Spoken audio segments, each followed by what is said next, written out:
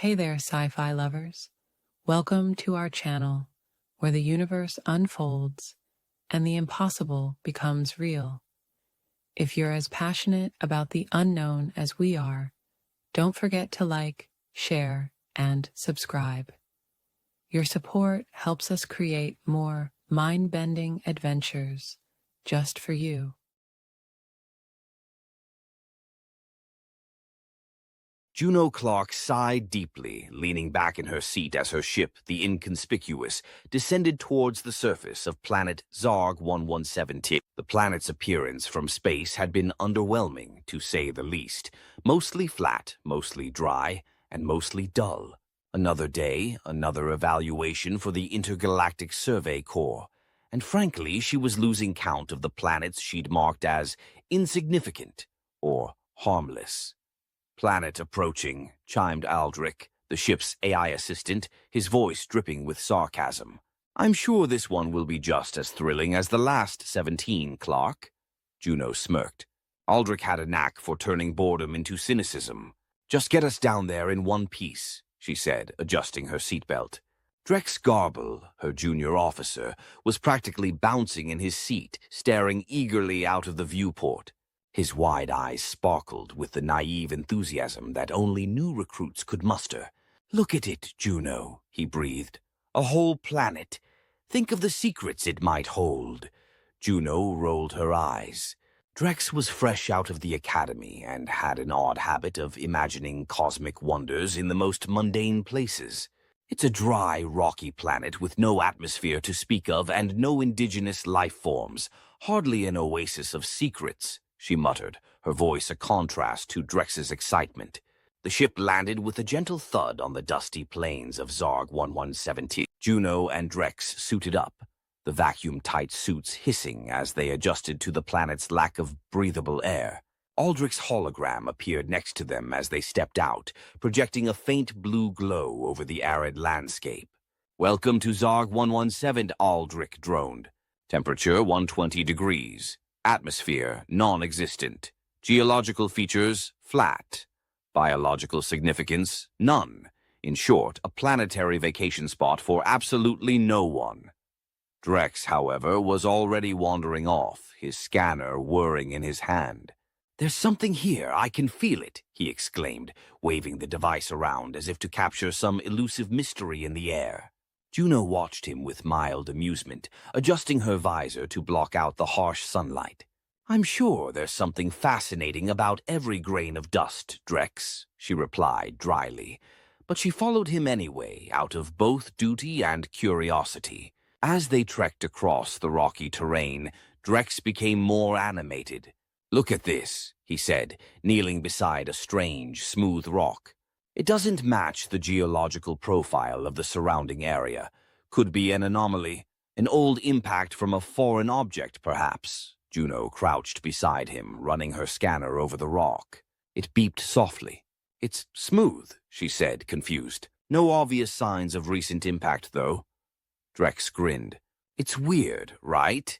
A planet like this shouldn't have polished stones just lying around." He pocketed the rock, clearly delighted with his discovery, despite its apparent triviality. Juno sighed and stood up, staring out at the endless, barren landscape. She had been on countless planets, and they all began to blend together after a while. Dusty, lifeless places marked only by the occasional oddity that usually turned out to be a product of nature or time. And yet, she couldn't shake the feeling that something about Zarg 117 was just off. They continued exploring, Drex enthusiastically cataloging every unusual feature, no matter how small. Juno, for her part, began to notice subtle patterns. The rocks Drex found weren't just smooth, they were deliberately placed. Too deliberate, as if the planet itself was trying to hide something. "I'm not crazy, right?" Drex asked, breaking the silence as they approached a ridge.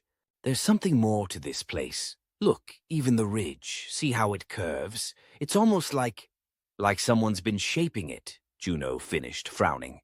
"But that doesn't make sense. There's no life here. There's been no recorded intelligent presence for millennia." Aldrich appeared beside them, projecting his holographic form. "Unless, of course, you're wrong," he said, his voice dripping with his usual sarcastic flair. Which, let's be honest, isn't entirely unprecedented. Juno shot the AI a glare, but said nothing as she scanned the ridge. The scanner beeped. There was something beneath them, deep underground. "Movement," Juno said, her voice tinged with surprise. "It's faint, but there's definitely movement." Before she could stop him, Drex had already bounded down the ridge. "We have to investigate," he called back. "This could be the discovery of a lifetime." Juno groaned and followed, her boots kicking up dust. "If this gets us killed, I'm blaming you in my report," she muttered, half to herself. They descended into what appeared to be a sinkhole at the base of the ridge, the opening wide enough to swallow their entire ship. As they climbed down, the temperature changed. It was warmer, far warmer than it should have been, and the air, while thin, was surprisingly humid. "Odd," Juno muttered. "This planet shouldn't have moisture, and yet—" "Curious indeed," Aldrich commented, flickering beside them. "Let me guess. This is the part where everything becomes inexplicably strange." The tunnel opened up into a massive underground chamber. What Juno saw next made her question everything she thought she knew about Zarg 170. Sprawling before them was an entire civilization, thriving, bustling, and very much alive. Humanoid figures moved through the subterranean city, their architecture blending seamlessly with the natural rock formations. Juno froze, her mind racing. "This wasn't in the initial planetary survey," she whispered, wide-eyed. "How did an entire underground city go unnoticed?" Drex, ever the optimist, grinned from ear to ear. "I told you there was something more to this planet. This changes everything." Juno was about to respond when one of the beings noticed them and approached.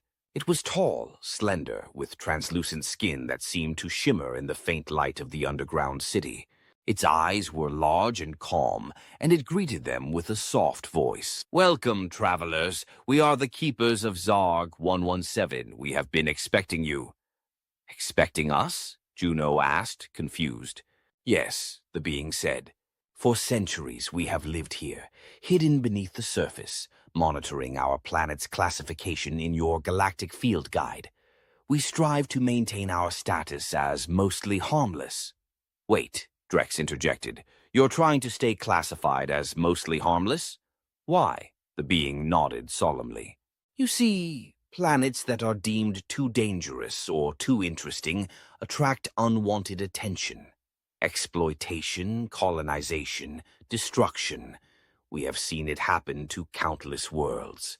We exist in peace by maintaining our insignificance." Juno was speechless.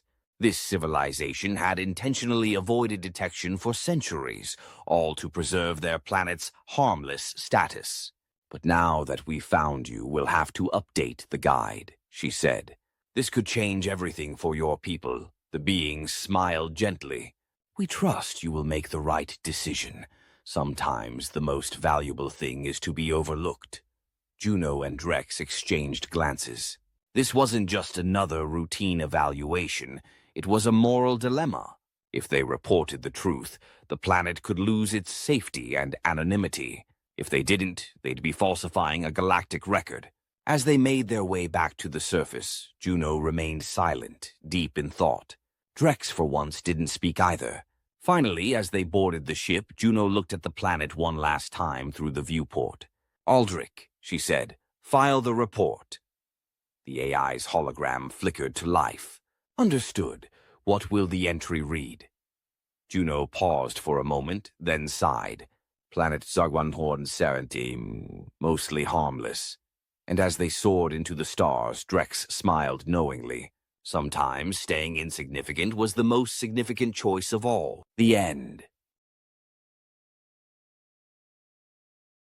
Thank you so much for joining us on this cosmic journey. If you enjoyed the ride, please hit that subscribe button and share the adventure with others. Your support means the world to us and helps us bring you even more incredible stories. Until next time, Stay curious and keep exploring the stars.